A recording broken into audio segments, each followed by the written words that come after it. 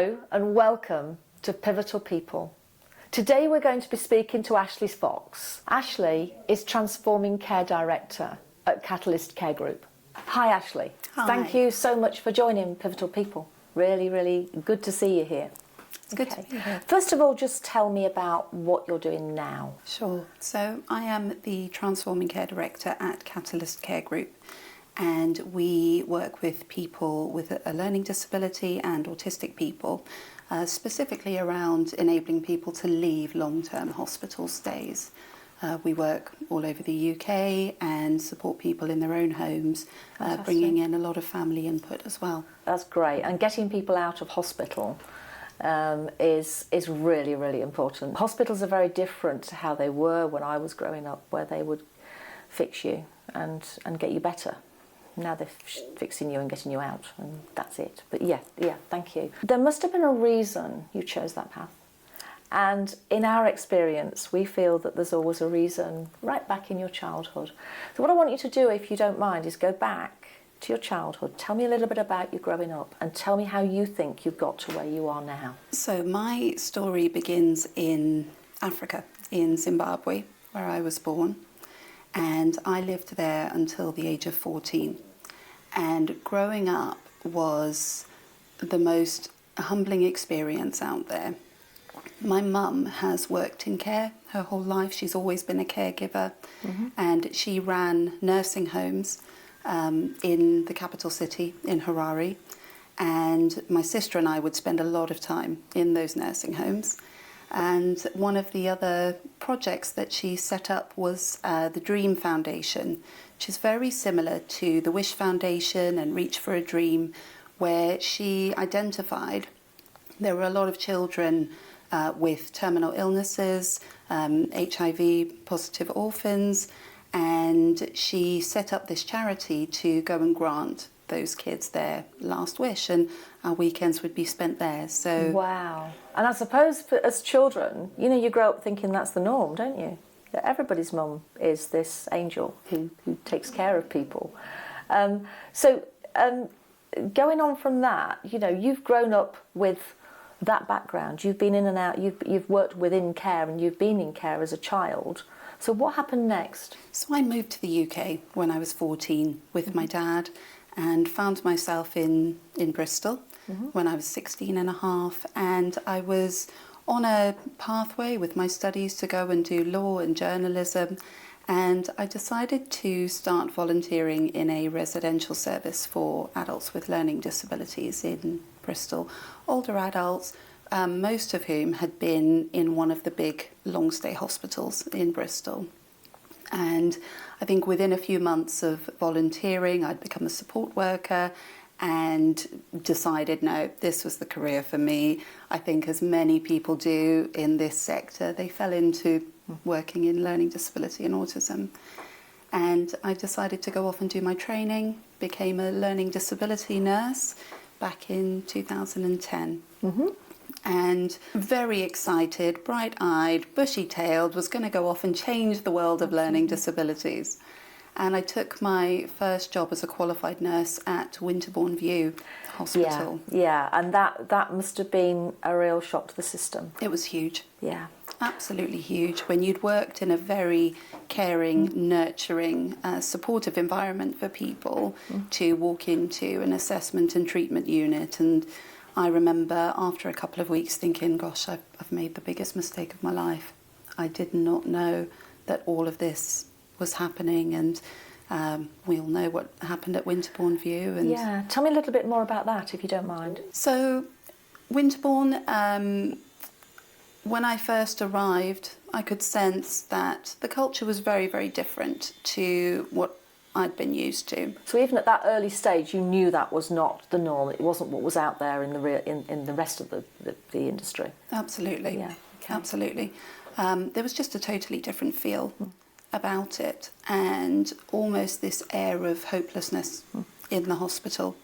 And it wasn't what I was expecting, and some of the things that I saw there, I think, will stay with me until the day that I die. So what did you do about that? What did you do to hopefully make things better? Well, within the first few weeks, I remember asking a lot of questions of the management team.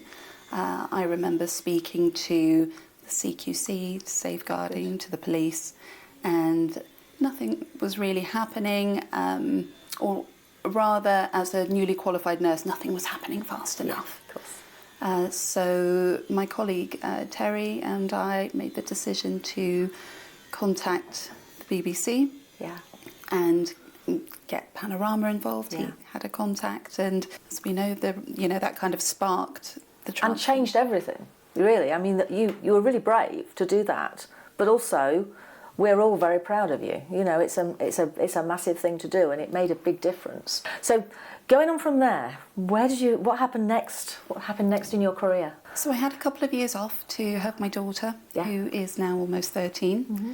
And I was working in nursing homes, just kind of as a nursing home floor manager. Mm-hmm. And I had a couple of weeks in between moving jobs, and I met Trevor Mapundera, who is the chief exec of Catalyst Care Group.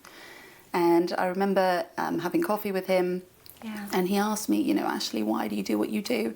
And I said, well, I'm off to get people out of hospital. And he said, well, let's do it together because we believe in the same things. And we've been on a journey over the last 8 or 9 years to build Catalyst Care Group with 3 care providers that are all CQC registered, and a children's service that focuses on people who have been detained under section for extended periods of time, and just trying lots of new and creative ways of bringing people back home. What are the barriers there? What do you find the biggest struggle for getting people out of hospital? Gosh, there are a few. I know. Yes. I would say one of the biggest barriers right now is appropriate accommodation for people, and I think just generally capacity in the community. I think that the system is at times tired and has exhausted all of the same options, and people are still struggling in hospital because of those barriers. And I often hear people say, well, this individual is stuck. And I can see what people are talking about, but actually I think that the system is sticky. It's kind of the other way around. So we need more facility out there. We need some more specialists. So those people out there that are watching this, that are wanting to invest and build and create, they're the people you need to give you what you need. Absolutely. Yeah. Absolutely. Is there any sort of areas in the UK that have served in a worse than others for getting accommodation, or is it all over the UK? I think at the moment it's all over the UK.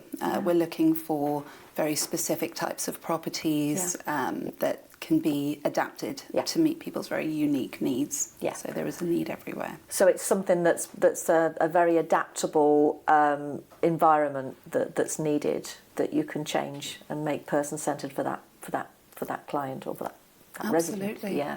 Absolutely. And in their own communities. I think that's so important. At the moment, we've got people who are 200, 300 miles away from home.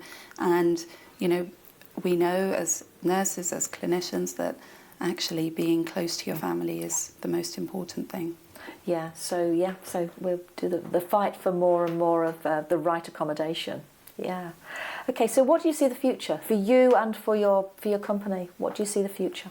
Going further into the future, what we'd like to see is policy change, specifically around the Mental Health Act, making it more difficult for people to get admitted into hospital.